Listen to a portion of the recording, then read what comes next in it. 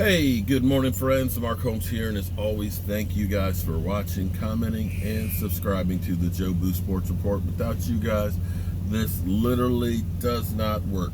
I'm here waiting in line to get my truck inspected. When you got a truck that's about 15 years old, you're always worried about, will it pass? Will it pass? And of course, I waited till the last damn day, pretty much of the month. So there's always that. But there's a storm brewing, besides the hurricane that's headed to Florida. And please, people, heed the warnings. Don't risk your life. You know what? Property can be replaced. You cannot. And of course, it's Labor Day weekend. Everybody trying to get that last little weekend of summer, heading off to the beach and things like that. Listen, take your time and arrive alive. I know I sound like an old fart, but you know what? I'm an old fart that's still alive, so I must have done something right. Because getting there 10 minutes earlier is not worth your life. But speaking of worth your life, this is the beginning of the end. This is Cutdown days. Teams have already started making their cuts. Right now there's guys in the locker room that are praying that the Turk doesn't come by and say, "Coach wants to talk to you and bring your playbook." And it's sad, man. You've been working on your dream, and this might be the end of it, although some of you might get brought back or you might get picked up by other teams, but I can't imagine the anxiety right now. And this is, one other thing. Okay, now I know I got some Skins fans that are on my channel and stuff. Here's some news for you guys. I bought tickets last year for the Redskins Cowboy game directly from the Washington Redskins. Me and Michael went over to FedEx Field, their offices, okay, and bought our tickets for the game there. It was nice because unlike when you go to the ticket broker where you got to pay that service fee and stuff, we didn't have to pay that. So we actually got a good deal with it. And since we bought tickets last year, they just called me again and said, "Hey, listen, man, Mark, we got a deal for you, man." He said, "I didn't know if you're coming to the Redskin Cowboy game." I said, "Dude, I'm coming." I said, "In fact, I'm bringing about 300 people." I said, "We got 8 spaces in red zone lot." I said, "We're having a big-ass tailgate for that game." He said, "Great, we love that." He said, "Well, here's the deal I got for you." He said, "How would you like to go to the Redskin Cowboy game, the Redskins Jets game, the Redskins Lions game, and the Redskins Bears game? 4-game package. Upper level, $300 total. Lower level, $400. I was like, damn. I usually spend about $200 just for the Dallas game alone. But I really don't want to go to Redskin games. But if you Redskin fans are interested in that, like you said, it's not buying it from me. It's actually buying it directly from the Redskins. And they're trying to hurry up and sell these packages because, well, the season might go south. But think about it, though. I'll be honest with you. There's a couple of things here. There's a couple of ways to look at this. $400, that's $100 a ticket to an NFL game, lower level. I can't tell you exactly where the level is. You got to talk to the Redskins on that one. But $100 a game ticket, that's pretty good to go to an NFL game, even if you don't go to all of them. Okay. Now, $300 for 4 games, and I know they're upper level, but here's one of the secrets here. I'm going to tell you one of the secrets. Before the game, you want to actually get up there early, and I tell you why. Because what the Redskins do, so that way, because that stadium is big. That was actually one of the biggest stadiums in the NFL. It seated like 92,000. They've hence closed, kind of covered over some of the seats and removed some. But they don't like the stadium to look empty. So what they do is they come up there and say, "Hey, you, would you like to sit down lower?" And they grab some of you people and take you down to good seats. So you're paying for the nosebleed, but because there's not a lot of people there, you get to go down. So email me at cowboysmark94 and I'll give you the number and the person to talk to at the Redskins office. That's a hell of a deal because, I've spent more than that for a parking pass at AT&T. I spent $250 for each one of my parking passes last year. 2 years ago when I did the tailgate. $250 for a parking pass. And we got 3 of them for the tailgate. So yeah, that's a steal. But for all you people out there that keep saying, you know what, don't pay Dak. Just pay everybody else, and we'll just get another quarterback. We'll get a free agent. We'll get somebody through the draft. I want you to take a good look right now at the Indianapolis Colts. Andrew Luck retires. But understand, sometimes you're forced to retire because guys get injured and may not be able to come back. Every player is one play away from being retired, and that is a fact. So, I mean, it could have been conceivable that Andrew Luck played 1 game, got injured, and never played again. That's the reality of football.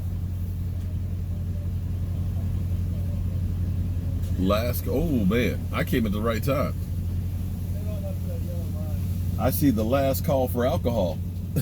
That's good. Yeah, I need to get this truck out of the road. Okay. He's got the sign of last car for 30 minutes. Okay, so I came through at the right time. So you're always one play away. And I'm not sure how confident you feel in our backup, but, basically you need your starting quarterback. But for all you guys out there that say, you know what, we can just draft somebody else, man. We had Tony Romo who was undrafted. We got Dak in the 4th quarter. We can do that shit again.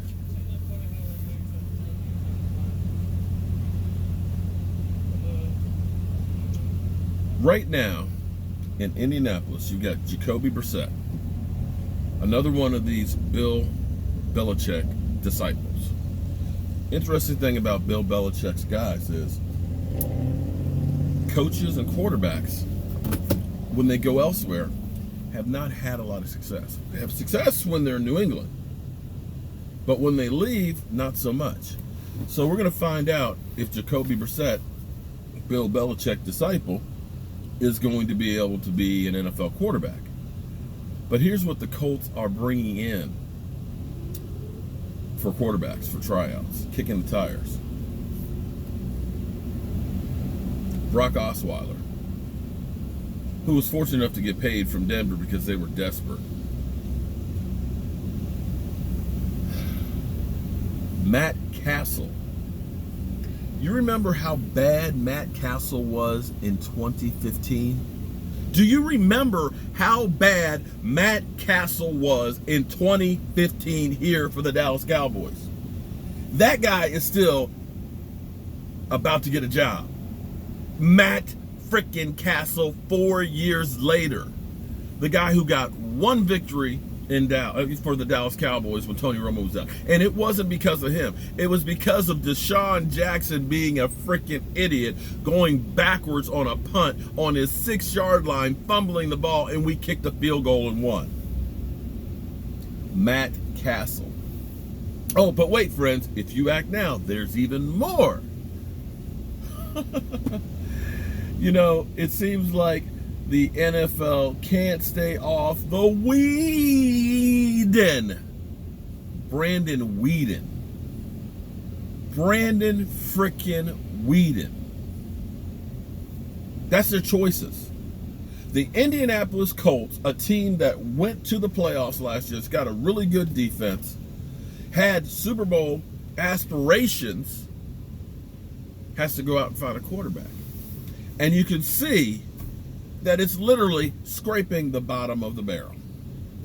So all you idiots out there that think it's just so easy to get a quarterback, wake the hell up. They don't grow on trees.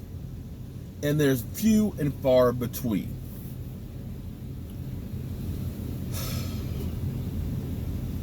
I am so sick and tired of all of the hate. Not only for, I get from the talking heads. I understand that because they are getting paid to trash the Dallas Cowboys. They realize that, hey, this is a niche market that we can get views. People don't care about us talking about Tampa Bay. People don't care about us talking about Miami. People don't care about us talking about Arizona. But you talk about the Dallas Cowboys, people listen, people watch, people get angry. So I get all of that every day, every show is only about the Dallas Cowboys. I understand that because they are profiting from that. What I don't understand is you dumbasses that are out there trashing, that claim to be Cowboy fans, that are out there trashing your own team. You're not profiting from it. You're not getting paid from it. And, you fail to remember, not that long ago, you really don't remember because you've been spoiled, okay? You don't remember those 8-8 seasons, right? Where we were so close to making the play. If we could just win that last game of the season, we could maybe make the playoffs. You don't remember those days, do you? Because we had 3 of those in a row. 3 freaking 8-8 years in a row, where all we had to do was win the last freaking game and we're in the playoffs. But we couldn't do that shit.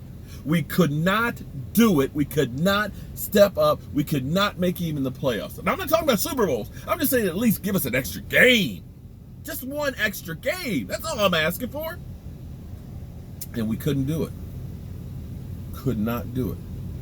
You don't remember in 2015 when we lost the quarterback and we won 4 freaking games. Now, yes, there was 2014, the season that gave us hope. We got a playoff win. We beat the Lions. We better catch away from, getting to the NFC title game. Yeah, that was a great year. But then the next year, 4-12. Now, the good thing about it was it did bring Zeke at least for 3 years. We'll see how much longer it'll be, but it brought Jalen Smith. It brought Dak Prescott. It brought Malik Collins. It brought Anthony Brown. Okay, so, that was a necessary evil at 2015. But understand, guys, we had 1 winning season out of 5. 1 winning season out of 5. And that was while Tony Romo was here. It's not throwing shade on Tony Romo. I'm just letting you know that 3 winning seasons and 2 playoffs and 2 division titles, that ain't so bad. And maybe, just maybe, you might understand that this is a team sport, that it's not all just Zeke. Because you could take Zeke Elliott and you can just put him on another team. If he doesn't have an offense around him, he'll get numbers.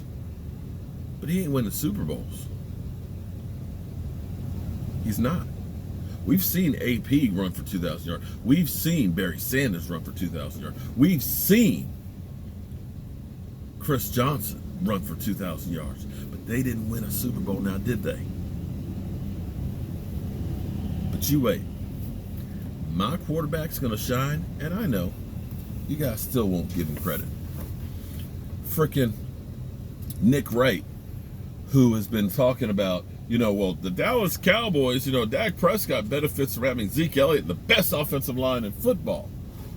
Oh, that's what it's been a saying. That's been a saying. And if anybody who actually knows football knows, the Dallas Cowboys offensive line last year and the year before were not the same offensive line as 2016. We were not the best offensive line of football. Not without Travis Frederick and with Zach Martin on one leg and Tyron Smith missing a couple of games. And Connor Williams, a rookie starting, and Lyle Collins. That was not the best offensive line of football. If it was, there's some pretty shitty offensive lines out there. But it's funny, because he was talking this morning about Zeke Elliott. Well, his numbers, were down because the offensive line's been flexed. Like, wait. You've been touting that this is the best offensive line in football when it comes to Dak, but when it comes to Zeke, oh, well, this offensive line isn't great. It's a credit to Zeke Elliott to get all these yards with that offense.